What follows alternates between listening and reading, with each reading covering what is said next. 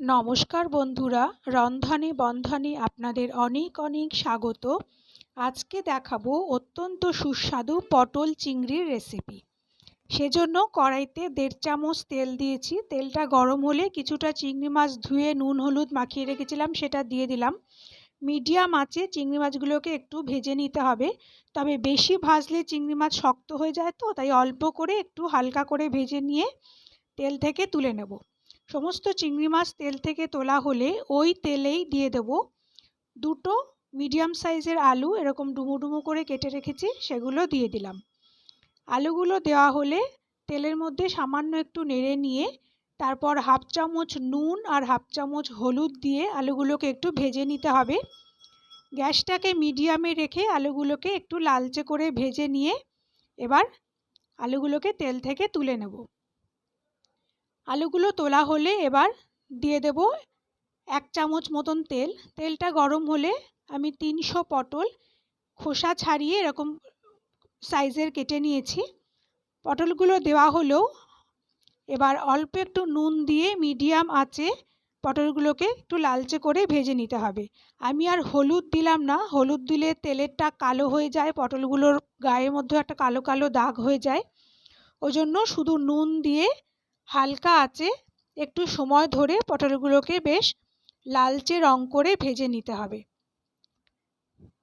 কখনো মিডিয়ামে রাখবেন, কখনো একদম লো টু মিডিয়ামে গ্যাসটা রেখে আস্তে আস্তে একটু সময় ধরে ধৈর্য ধরে পটলগুলোকে হালকা বাদামি করে ভেজে নিতে হবে। হাই করে প্লিজ ভাজবেন না, তাহলে পটলগুলো বেশি ভাজা হয়ে যাবে, তরকারির স্বাদটা কিন্তু ভালো থাকবে না।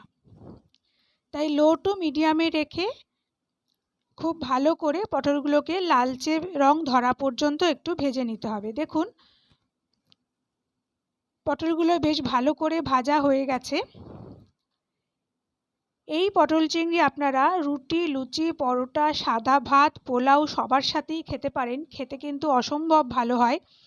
কালকেই পয়লা বৈশাখ, পয়লা বৈশাখের দিন কিন্তু এরকম একটা সুস্বাদু পটল চিংড়ি বাড়িতে বানিয়ে নিতে পারেন।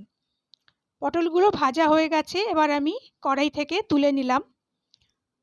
সমস্ত পটল কড়াই থেকে তুলে নেবার পরে এবার কড়াইতে খুব বেশি তেল দেওয়ার আর দরকার নেই। 1.5 চামচ তেল দিলাম। তেলটা গরম হলে এবার দিয়ে দেব একটা শুকনো লঙ্কা, একটা তেজপাতা আর 1/2 চামচ সাদা জিরে। ফোড়নটাকে একটু নেড়ে নিয়ে এরপর গোটা গরম মশলা দিয়ে দেব, এলাচ, দারচিনি, লবঙ্গ।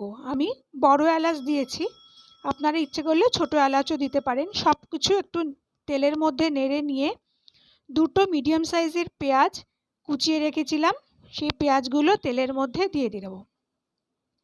গ্যাসটাকে লো টু মিডিয়ামে রেখে এবার আস্তে আস্তে পেঁয়াজটাকে হালকা করে ভেজে নিতে হবে। খুব বেশি ভাজার দরকার নেই, কারণ পেঁয়াজ খুব বেশি ভাজলে আবার একটু তিতকুট হয়ে যায় তরকারির স্বাদ। তাই হালকা করে একটু লালচে করে ভেজে নিতে হবে। দেখুন পেঁয়াজটা ভাজা হয়ে গেছে। এই পর্যায়ে দিয়ে দেব 1.5 চামচ আদা, রসুন আর কাঁচা লঙ্কা বেটে রেখেছিলাম, সেটা দিয়ে দিলাম।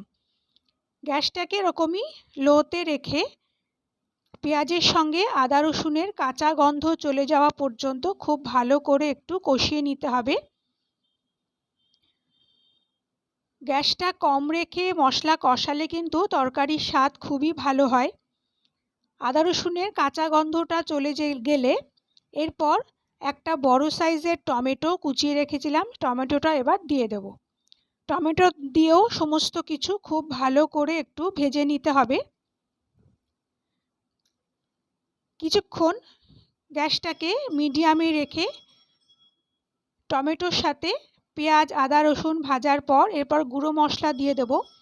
দিলাম 1/2 চামচ হলুদ, 1/2 চামচ জিরে গুঁড়ো, 1/2 চামচ ধনে গুঁড়ো, স্বাদ অনুসারে নুন, সামান্য একটু চিনি দিলাম, আপনারা ইচ্ছে করলে স্কিপ করতে পারেন, আর মশলাটা কষানোর জন্য অল্প একটু জল দিলাম। এরপরে গ্যাসটাকে লো টু মিডিয়ামে রেখে সমস্ত মশলা খুব আস্তে আস্তে ধৈর্য ধরে খুব ভালো করে কষিয়ে নিতে হবে। এই মশলা কষানোর ওপরেই কিন্তু তরকারির স্বাদটা নির্ভর করছে। তাই হাই করে প্লিজ মশলাটা কষাবেন না। একটু সময় লাগবে ঠিকই। দেখুন কিছুক্ষণ কষানোর পরে গ্যাসটাকে একদম সিম করে 5 মিনিটের জন্য ঢেকে দেব। 5 মিনিট পরে দেখুন মশলাটা কিন্তু অনেকটাই কষানো হয়ে গেছে, টমেটোগুলো একদম গলে গেছে। এই সময় আরও কিছুক্ষণ লো ফ্লেমে মশলাটাকে কষিয়ে নিতে হবে। তারপরে দিয়ে দেব 4 টেবিল চামচ ফ্যাটানো টক দই। টক দই কিন্তু দেওয়ার আগে অবশ্যই ফেটিয়ে নেবেন, আর টক দই দেওয়ার সময় গ্যাসের ফ্লেমটাকে অবশ্যই একদম সিমে করে দেবেন, হাই করে কখনোই টক দই দেবেন না। আরেকটা কথা, ফ্রিজের ঠান্ডা টক দই কখনোই রান্নায় ব্যবহার করবেন না, রুম টেম্পারেচারে নিয়ে এসে তারপরেই টক দই ব্যবহার করবেন। টক দইটা দিয়েও আবার খুব ভালো করে কষিয়ে নিতে হবে। আমার রেসিপিগুলো ভালো লাগলে আমার চ্যানেলটাকে প্লিজ সাবস্ক্রাইব করে দেবেন, পাশে থাকা বেল আইকনটাও প্রেস করে দেবেন, আর ভিডিওগুলো ভালো লাগলে লাইক আর শেয়ার করার অনুরোধ করছি। গ্যাসটাকে একদম সিমে করে খুব ভালো করে টক দইয়ের সঙ্গে মশলাটাকে এবার কষিয়ে নিতে হবে। রান্না করতে গেলে একটু ধৈর্য লাগে, অল্প ফ্লেমে আস্তে আস্তে মশলা কষাতে হবে। দিয়ে দিলাম 3টে কাঁচা লঙ্কা, মাঝখান থেকে চিড়ে দিলাম। কাঁচা লঙ্কাটা দিয়েও আবার সব কিছু খুব ভালো করে কষিয়ে নেব। দেখুন মশলা থেকে তেল কতটা বেরিয়ে গেছে, মশলাটা কিন্তু একদম পারফেক্টলি কষানো হয়ে গেছে। এই সময় দিয়ে দেব ভেজে রাখা আলু আর পটল। আলু পটলটা দেওয়া হয়ে গেলে ভেজে রাখা চিংড়ি মাছগুলো এই সময় দিয়ে দেব। তারপরে গ্যাসটাকে মিডিয়ামে রেখে খুব ভালো করে সব কিছু আবার মিশিয়ে নিতে হবে, তারপর আস্তে আস্তে কষাতে হবে। এই পটল চিংড়ি রান্না করতে কিন্তু খুব বেশি তেল মশলার দরকার পড়ে না, কিন্তু একটু ভালো করে কষিয়ে আমি যেভাবে রান্না করছি ওইভাবে করলে তার স্বাদ কিন্তু একদম অনুষ্ঠান বাড়ির মতনই হবে।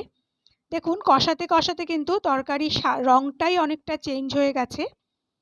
কিছুক্ষণ কষানোর পরে আন্দাজ মতো জল দিয়ে দেব, খুব বেশি জল দিলাম না, আপনারা আপনাদের সুবিধা মতন দেবেন। তারপর ঢাকা দিয়ে গ্যাসটা হাই করে দেব। ফুটে গেলে সিমে 7-8 মিনিট রেখে দেব। 7-8 মিনিট পর আমাদের আলু পটল সব সেদ্ধ হয়ে গেছে।